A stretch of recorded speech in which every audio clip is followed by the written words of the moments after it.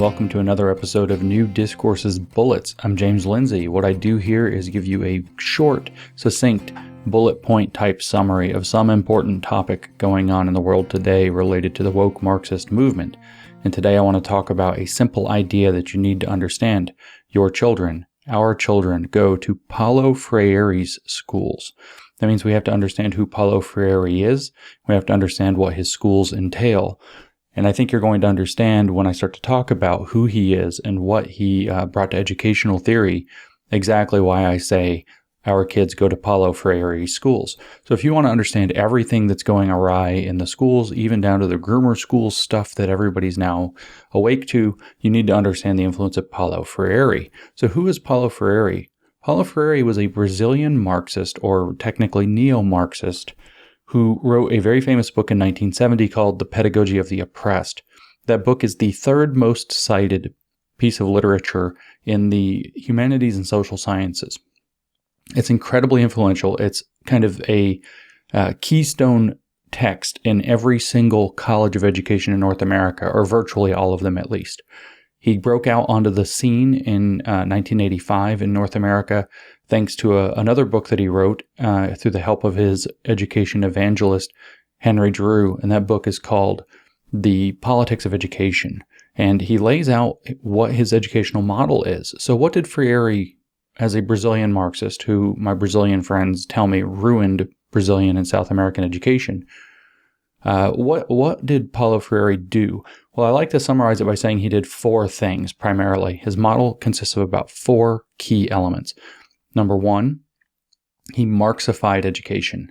This is a very important idea. Number two, he shifted to what we would call a generative concepts approach. He calls it generative words because he was teaching literacy, but generative concepts approach. He talked about the idea of codification and decodification, which sounds complicated as method, but that basically means to apply critical theory through education. And he implemented something he calls the dialogical model, which creates what we might refer to as egalitarian classrooms. And so these four elements characterize Paulo Freire and his pedagogy, his educational theory that's referred to as critical pedagogy, which means critical theory of education and critical theory in education and critical theory through education. And so before we elaborate further, let me just remind you that if you read Isaac Gotsman's book, he's a professor at Iowa State University, education professor and Marxist. If you read his book about the critical turn in education, that's the title of the book that he wrote in 2016, he says from the beginning that critical theory means critical Marxism, that the right name for that movement would be critical Marxism. So it's a development of Marxism. And what Paulo Freire did was bring that into education. So the first of these points, and I want to try to keep this succinct, is that Freire Marxified education. This isn't the same as teaching Marxist ideas or teaching Marxism or even indoctrinating students into Marxism. That's much less than what Freire did. For Freire, the very concept of being educated, or for him being literate, is something that has to be understood in a Marxist way. Freire actually builds a pedagogical architecture, a theory of education, in which powerful, privileged, bourgeois, advantaged positions in society get to decide what it means to be educated, or what it means to be literate, and why it matters that you should be literate or educated. They get to certify who gets to be considered literate or educated, and they use that to structure society to their own advantage while oppressing the uneducated or illiterate underclass. So this is a complete change of what education is all about. It is literally bringing Marxism into the idea of being educated itself. Being educated becomes a form of bourgeois private property, possessed by the educated, credentialed by the educated, decided upon as valid or invalid by the educated, to maintain the society that benefits them, the educated. And so the goal of education is to awaken a class consciousness in the uneducated to overthrow the entire system, including this part of it. This is what he did to Marxify education. So when you have Freirean schools, you have a school that is so steeped in Marxist theory that it itself is enacting Marxist theory. It's not teaching Marxist theory, it is enacting Marxist theory. So when you hear these educators come out and lie and say, we're not teaching critical race theory. And everybody points out that you're actually applying critical race theory's principles, or you're applying critical race theory through education. What they're doing is playing this game. Freire didn't necessarily teach Marxism. He made education into Marxism. And the goal for Freire of a genuine education as a result of this is the awakening of critical consciousness. That is in place of learning to read. That is in place of learning to do mathematics. Because for Freire, learning to read, learning to do math, becoming historically or scientifically literate and aware actually just means falling into the trap of what the bourgeois educated class considers to be educated, and thus to become useful to reproducing their society that benefits them. That was a lot, but it's a huge change in what education represents. So Freire Marxified education, and he uses a number of approaches that'll feel familiar to you. The generative concepts approach, as I call it, base it off of his claim that you need to teach through generative words.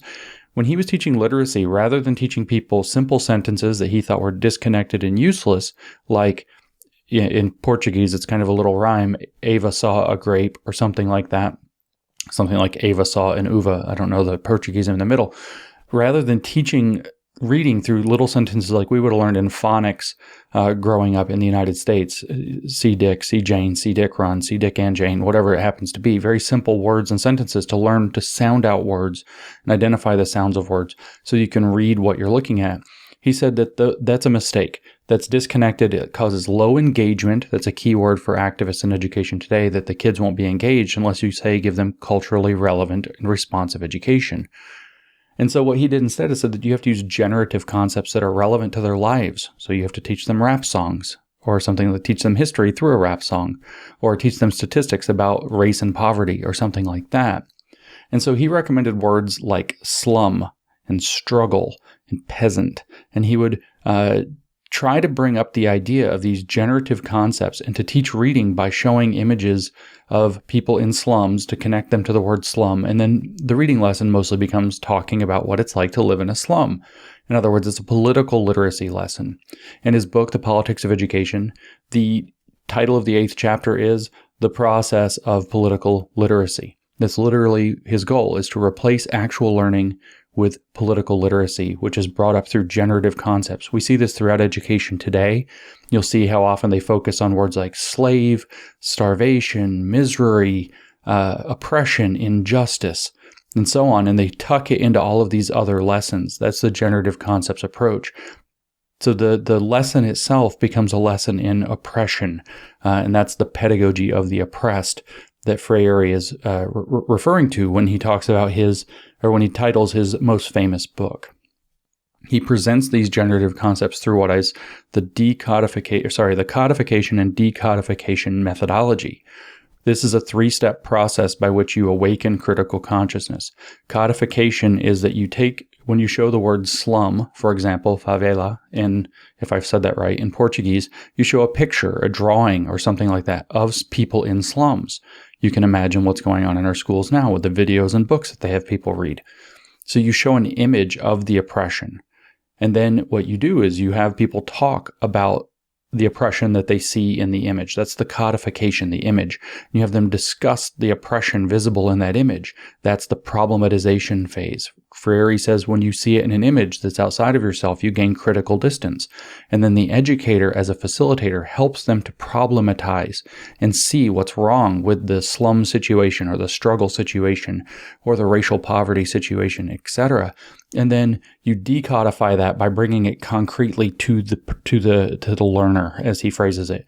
You actually connect them to the problematization that you just did through the codification. So you show them a picture of a slum. You talk about how terrible it is that they're in a slum, and then you say you're in the slum. That's you in the picture. And what are we going to do to change that situation? We have to overthrow the society that created the slum.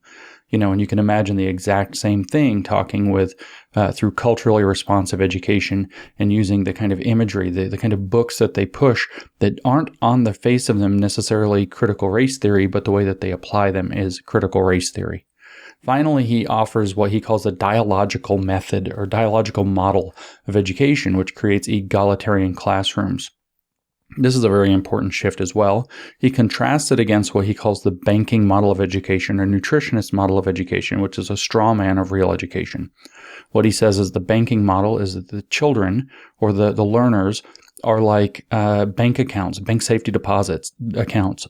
And the educator is depositing information into them that they may or may not capitalize upon later. But what they're depositing is the information, the education, the literacy valued by the existing system, which they can capitalize upon by repeating the existing system. And that's what education really exists to do, to see children or learners as empty vessels to be filled in by the existing knowledge of the existing society so the bourgeoisie can continue to reproduce it.